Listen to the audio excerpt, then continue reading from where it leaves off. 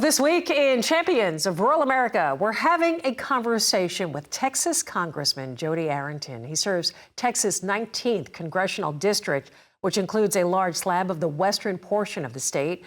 And while he doesn't sit on the House Ag Committee, he is a member of the Congressional Western Caucus, and he explains how that shapes his decisions in Congress. Well, I'm a member of the Western Caucus because it's a community of people of like-mindedness, like values and interests. We're from the heartland. We're from rural America, which is the backbone of this country in terms of its values and work ethic. So we see the world, we see America's future and the policies that we need to implement to solve the big problems very much the same.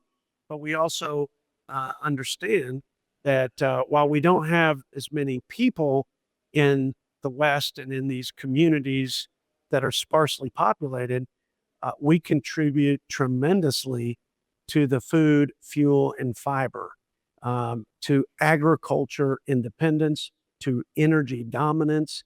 And so those things are critical to every family in this country. They're critical to our economy more broadly.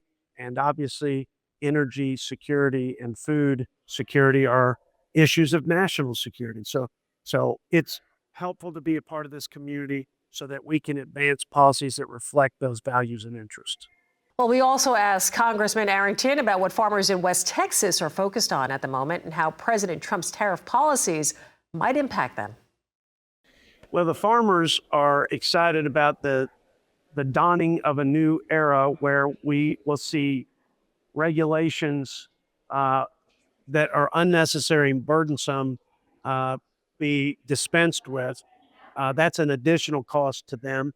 They are counting on keeping low and competitive tax rates, which are on the chopping block in the sense that the Tax Cuts and Jobs Act of 2017, many of those expire for family farmers, pass-through businesses, and the death tax exemption, that will go away along with other tax benefits that will provide relief to American families all across the country and to family farmers. So they're counting on us to lock in low taxes, and they need a farm bill so that we have a farm bill safety net that reflects the economic reality of today. Unfortunately, after the Biden inflation, the input costs are significantly higher. Prices have not gone up with those costs. So it's become an unsustainable situation. They support President Trump's reciprocal trade. They understand that we cannot have the unevenness in the playing field of trade. So our export markets need to have the same rules and the same conditions that we provide for our trade partners. That doesn't happen today, not with China, not with Canada and Mexico, quite frankly, not with any of our trade partners. So there is no free trade without fair trade, and the farmers support that. There may be a little pain on the front end, but when we get to the other side of this, we're going to have opportunities for greater access to markets and greater prosperity in rural America.